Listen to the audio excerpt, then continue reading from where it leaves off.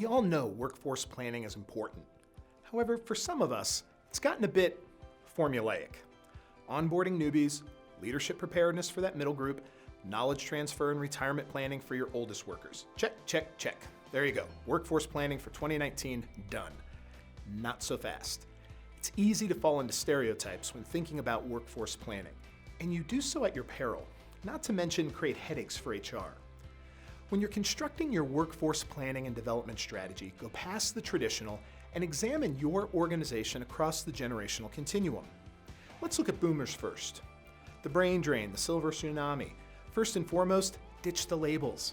We've been discussing it since the early 1990s, and while some of the exits that we've been anticipating have presented themselves, it really seems more like a slow-moving Seattle drizzle than it does a tsunami.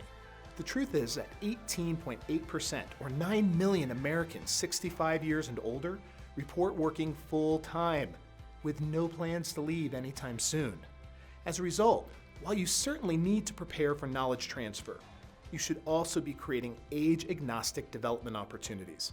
High potential and emerging leader programs are often code for young.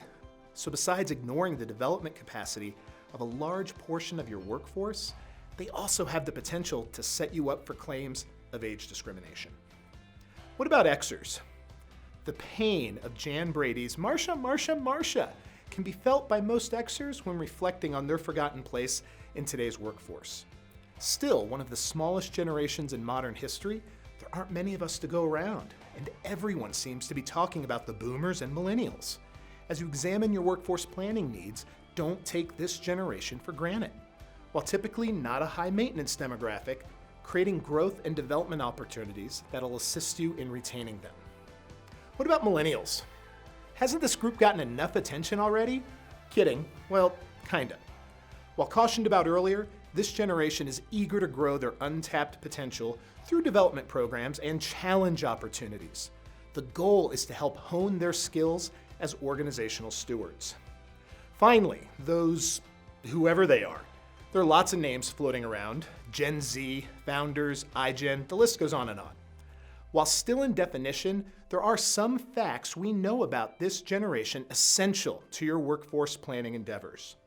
This generation has access to vast amounts of information and alternative educational opportunities, dual enrollment, apprenticeships, professional certifications and credentials. As a result, they're entering the professional workforce earlier than their Xer parents did. As an employer, you should be exploring relationships with your local community colleges, technical schools, and workforce centers to tap into this next generation of workers.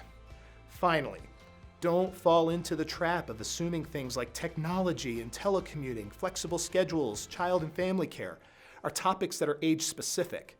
These are workplace trends critical to all generations and need addressing in any planning process.